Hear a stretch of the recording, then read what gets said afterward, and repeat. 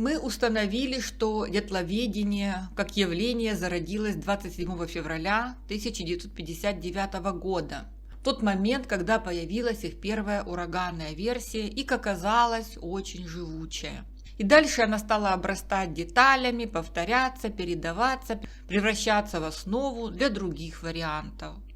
И вот в этом месте мы очутились в такой ситуации, что нам приходится работать сразу в двух плоскостях. С одной стороны есть дятловедение с его догадками и фантазиями, а с другой официальное расследование, которое двигалось где-то по логике, а где-то направлялось в сторону. И дальше нам придется разбираться и с тем, и с другим. Канал Ірини Коновець-Поплавської. 1 марта на место преступления прибывает Иванов, и таким образом к делу подключается Свердловская прокуратура. И, как я поняла, отдельного следователя в деле не будет. Как ивдельские, так и свердловские следователи будут вести допросы преимущественно по месту жительства свидетелей. 34-летний Иванов – это прокурор-криминалист Свердловской областной прокуратуры, участник боев на Карельских фронтах, член ВКПБ 1945 года, окончил курсы следователей, потом заочно обучался в Свердловском юридическом институте, по совместительству преподавал в том же институте, вроде он как курсы криминалистов закончил, и поэтому такое странное дополнение к его должности. И вот Иванов приехал на место происшествия и, по воспоминаниям поисковиков, первое время был очень демократичен. Вел себя как-то не по-прокурорски. Со всеми вместе жил в палатке, спал с кем-то в армейском спальнике, горячо обсуждал случившееся. И когда он изучил обстановку, то его первая реакция была: это криминал. И Иванов искренне обещал найти преступников. Сам Карелин свидетельствует, что в первые дни следствия Иванов говорил только одно: студенты погибли не своей смертью, это убийство. Наш ценный свидетель, сапкор газеты «Уральские рабочие» Григорьев в своих записках описал общее настроение тех, кто участвовал в поисках, в частности Ярового. Так вот, там есть такой момент. Когда нашли первые тела, энтузиазм студентов резко пропал. Ними овладело уныние, и все захотели домой. И это понятно. Пока это была поисковая операция, все держалось на ожидании. Найти живых дятловцев, спасти, помочь, а потом все вместе радоваться. Но 27 февраля спасательная операция завершилась. И с этого момента поиск стал проходить в рамках уголовного дела. А значит, цель теперь стала обнаружить тела. И здесь произошел перелом. Потому что методический розыск погибших – это уже не про энтузиазм. Это работа, к которой допускают подготовленных людей, милицию, спецподразделения, военных. То есть тех, кто умеет фиксировать, понимать и не разрушать картину преступления. Но партия упорно продолжает эксплуатировать 18-20-летних студентов, гражданских, ровесников тех, кого они ищут. И в какой-то момент перепуганные студенты перестают видеть объект поиска, а начинают представлять себя на месте погибших. Отсюда и их поведение. Правдами-неправдами они лезут в самолеты и вертолеты, лишь бы уехать с того страшного места. Потому что задача, которую им дали, им не под силу и не в их компетенции. Все чаще среди поисковиков звучат просьбы остановить работы до мая, дождаться схода снега, что в принципе логично. Но вверху этого не слышат. От поисковиков требуют все тот же энтузиазм. Причем, как я понимаю, сам Павлов в этом моменте находился в Ивделе и руководит оттуда, а правая рука у него Артюков.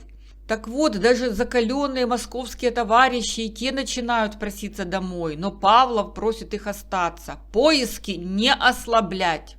И так как остальных 4 дятловцев все никак не могли обнаружить, то стали среди партийного руководства возникать смутное подозрение, что Золотарев, Тибо, Дубинина и Колеватов сбежали в Америку. И как они себе это представляли? Через Берингов пролив или Северный полюс? Пошли слухи, что Золотарев шпион, и он уговорил Колеватова, Тибо и Дубинину бежать с ним. С Тибо что взять? Сын репрессированного.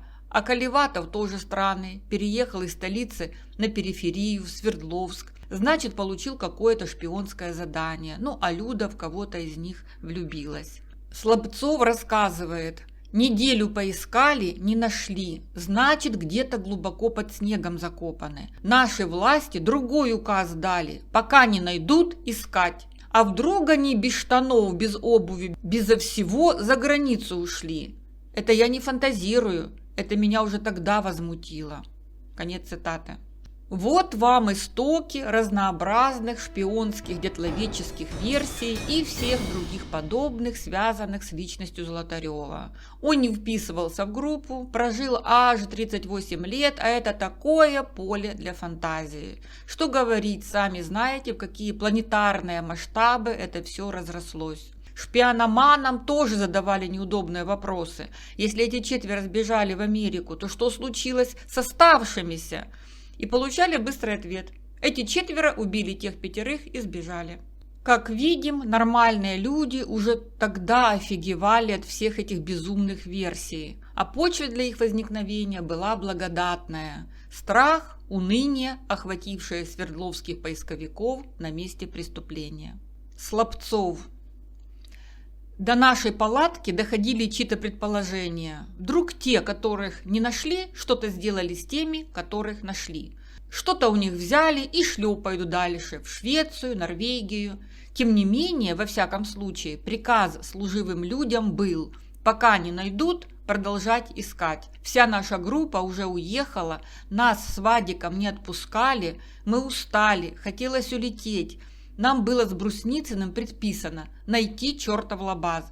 Поскольку в дневнике про него было, поскольку версия такая была среди следопытов с большим воображением. Может, они что-то в лабазе оставили, можно было предположить, что не найденные еще где-то живут.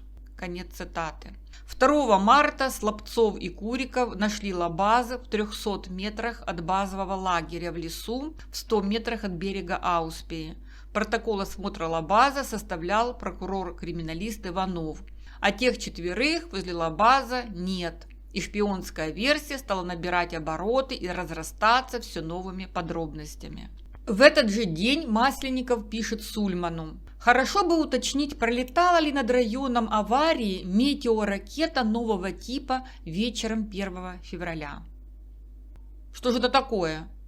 Масленников засомневался в своей ураганной версии? Нет, это ему начали вдувать в ухо страшилки об огненных шарах. Версии растут, как снежный ком. 3 марта Масленников пишет телефонограмму: разместились в одной палатке, нас по-прежнему 30 человек. Мой заместитель, капитан Чернышов, готов принять командование в любое время. То есть руководитель объединенного штаба тоже жаждет выбраться с этого проклятого места. Он сблизился с Чернышовым, и тот всегда готов поддержать товарища и взять руководство штабом на себя. Там в этой дружбе с местными были и дополнительные нюансы, но о них мы расскажем позже.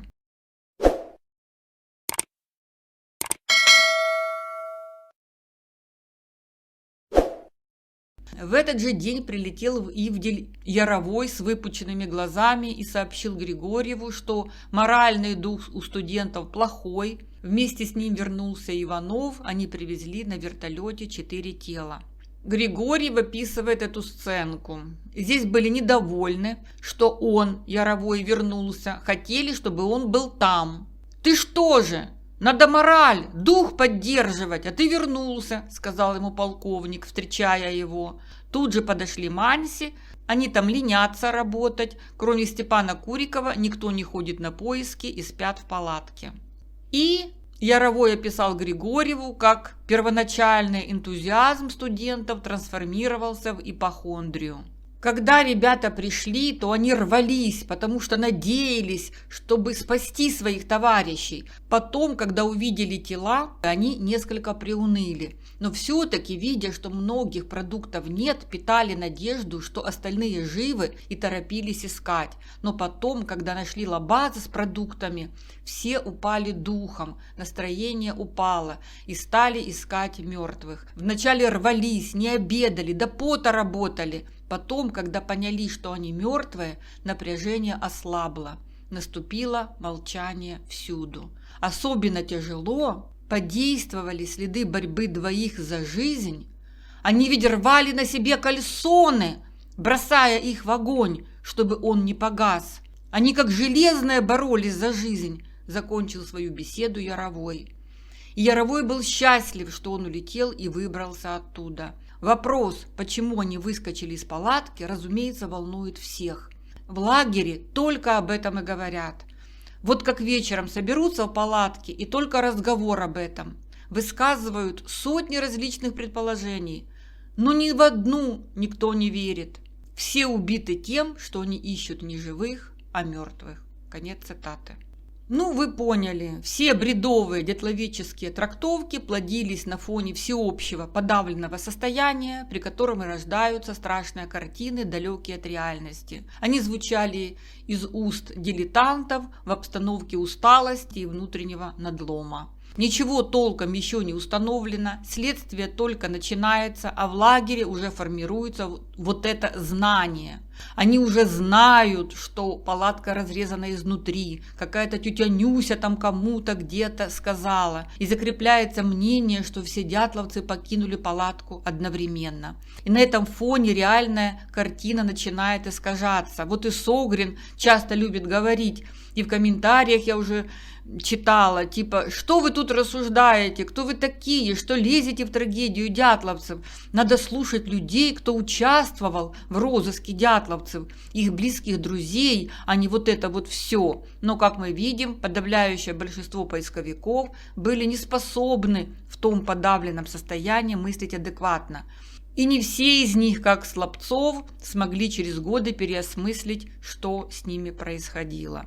То есть в каком надо было быть болезненном расположении духа, чтобы утверждать, что бедный Кривонищенко, чьи травмы просто кричали о том, что его убили, сам рвал на себе кальсоны, бросая их в огонь, чтобы он не погас.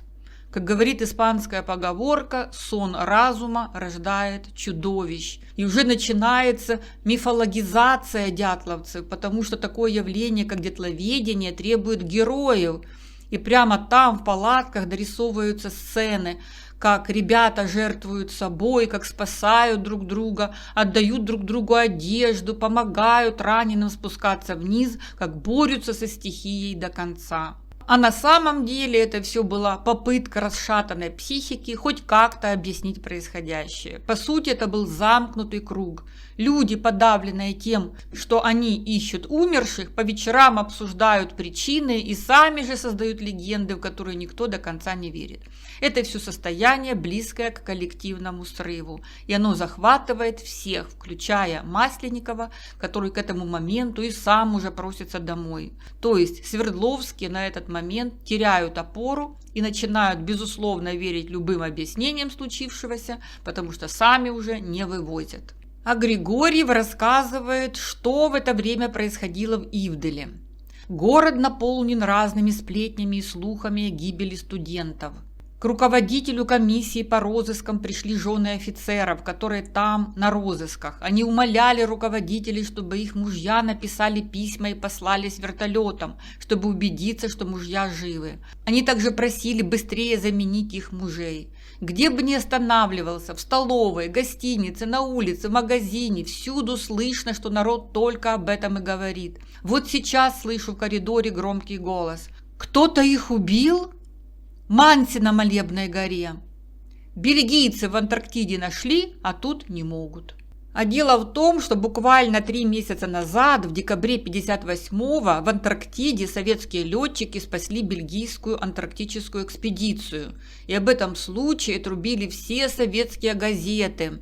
И люди помнили громкую историю спасения бельгийцев, героизм советских летчиков под лозунгом «Мы можем достать любого где угодно на краю света». Это показывает, как работает массовое сознание. Жители Ивделя сравнивали героическое государство, которое спасает бельгийцев в Антарктиде, и пропавших студентов, которых это же государство не может найти вот здесь, на своей территории. И реплика об Антарктиде – это о разрыве между образом всесильной советской системы и реальностью, которую люди видят. И, как обычно, этот вакуум сразу заполняется слухами и версиями. А у народа возникает подозрение: что-то не так, значит, нам не все говорят. Кто-то их убил, Манси на Молебной горе. То есть в головах людей уже одновременно существует и подозрение в убийстве, и недоверие к официальной картине. На фоне этих разговоров постепенно складывалась одна мысль: если государство сумело достать людей в Антарктиде, но не может здесь, значит, дело не в том, что не могут, значит, не хотят или не говорят. И очень быстро это перерастает в ощущение, что вверху Ауспии произошло что-то секретное, что-то такое, о чем не скажут открыто. Поэтому любой военный, любой ученый-химик, любой чужой от власти, который появился на месте происшествия, автоматически начинает вызывать подозрения. А что это власти так зашевелились? А вдруг там были испытания, что-то секретное? Не зря эти огненные шары летают. И не только в Ивделе. На месте поисков тоже царили такие настроения, что привело к повальному бегству студентов с места происшествия. И наш ценный свидетель Григорьев описывает, как их встретили в Ивделе.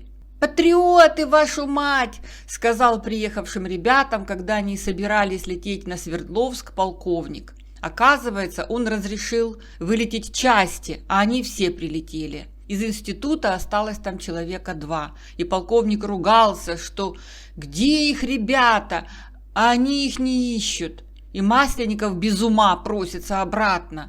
Остаются только одни военные, ивдельские гражданские и мастера спорта. Яровой говорил, что студенты даже боялись подойти к телам своих товарищей. Да и сам-то он, Яровой, улетел вопреки воле полковника. Конец цитаты. Полковник это, наверное, Артюков. В общем, Григорьев фактически фиксирует момент, когда система потеряла контроль над Свердловскими.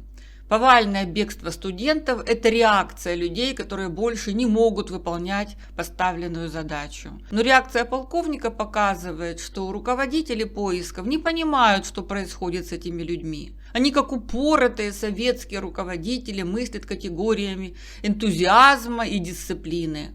Полковник позволил вылететь части, а полетели все. Иначе говоря, вертикаль управления просто перестала работать. Дальше еще круче. Из института осталось там человека 2. Масленников без ума просится обратно. Это уже распад всей гражданской части поисковой группы. Остаются только те, для кого это или профессия, или служба, жители этой местности. А то, что студенты даже боялись подойти к телам своих товарищей, это уже на уровне психологического отторжения. И вот на этом фоне требование Павлова не ослаблять поиски выглядит как то, что он никого не слышит, а старается удержать Свердловских административно. Те говорят: мы больше не вывозим, а Павлов кричит: надо искать. Из серии «жуйте под телегой мокрый хлеб, но стройте город-сад». Вот в такой среде зарождалось дятловедение. Именно поэтому оно такое токсичное. Я давно еще, когда только узнала о дятловцах, читала один форум, там перечисляли все эти версии, и ни одна из них ничего по-настоящему, конечно, не объясняла. Как всегда, это были бесконечные попытки угадать, что же могло дятловцев выгнать из палатки. Вот если мы узнаем, тогда мы разгадаем, что с ними произошло. И среди всего этого мне запомнился комментарий. Одна девушка написала: вы знаете, у меня такое чувство, что погибшие дятловцы тянут с нас энергию. Это какая-то черная магия, и она истощает. Поэтому я прекращаю всем этим интересоваться. Вот эта девушка передала свои ощущения очень точно. Но это не черная магия.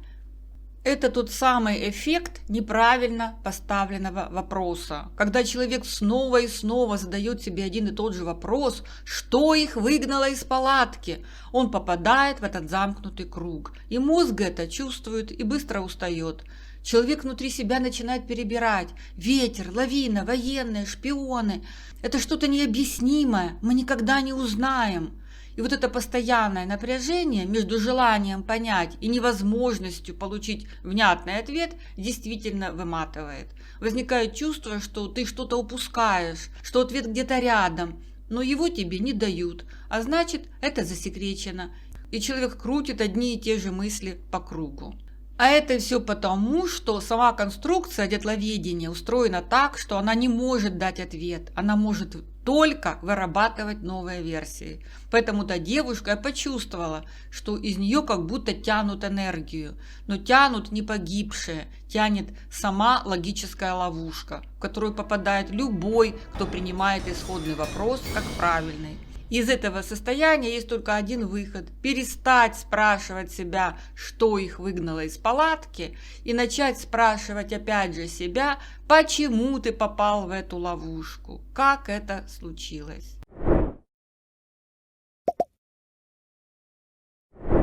А мы продолжаем хронологию.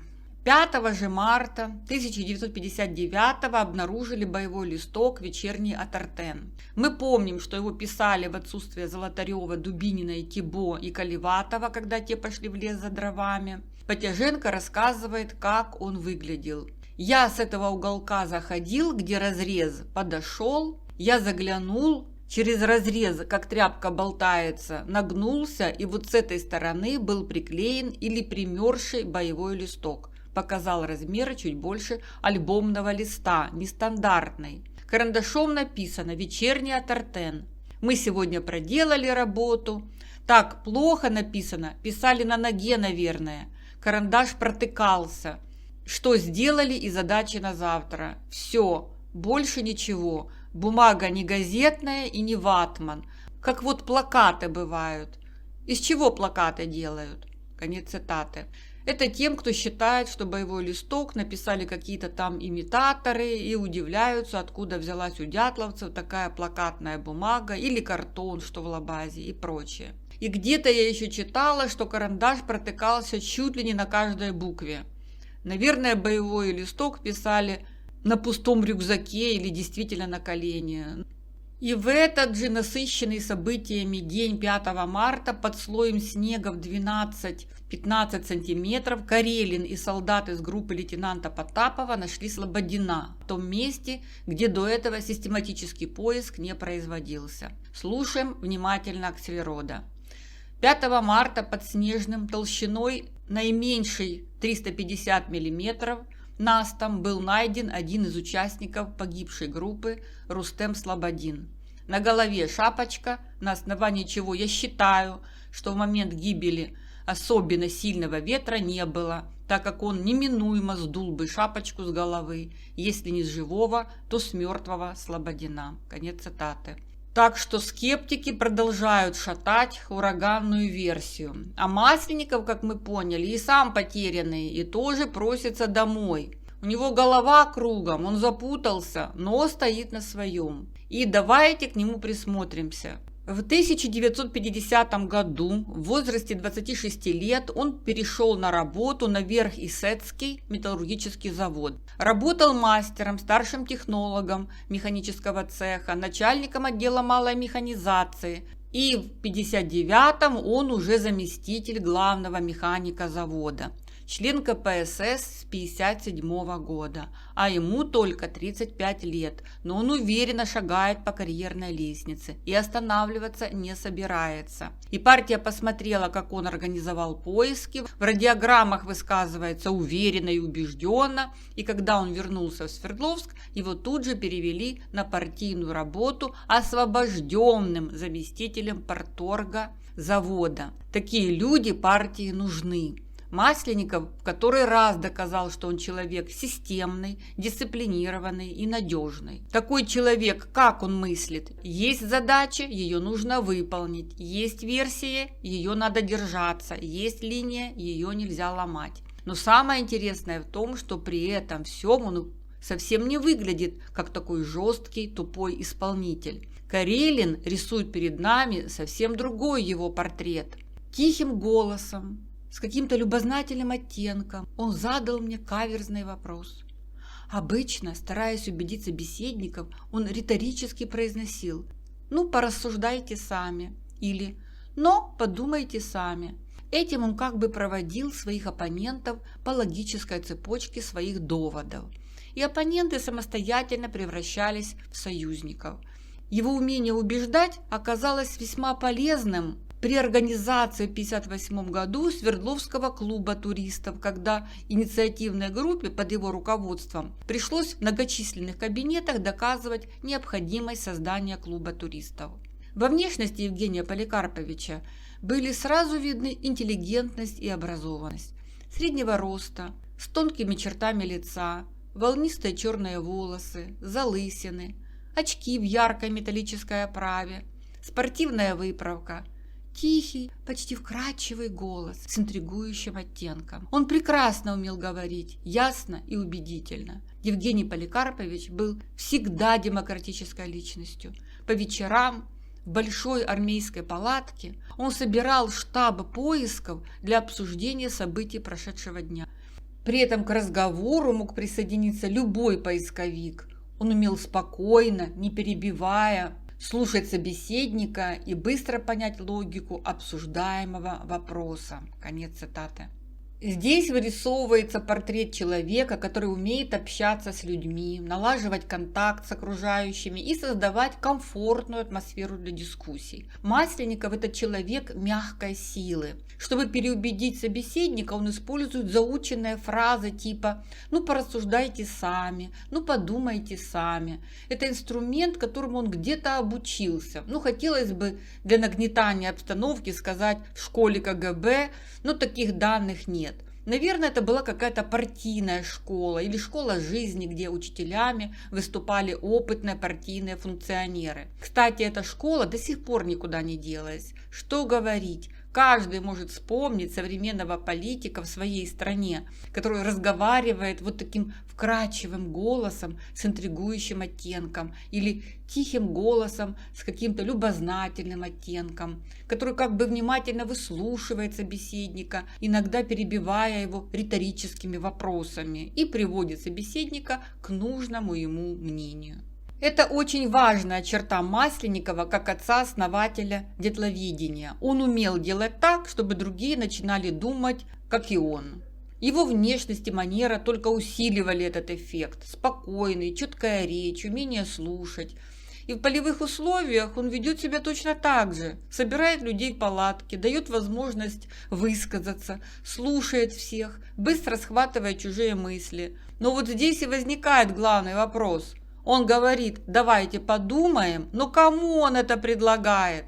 18-летним юнцам, поисковикам, людям, которые находятся в состоянии стресса, страха и полной неопределенности. Они что, специалисты, следователи, эксперты?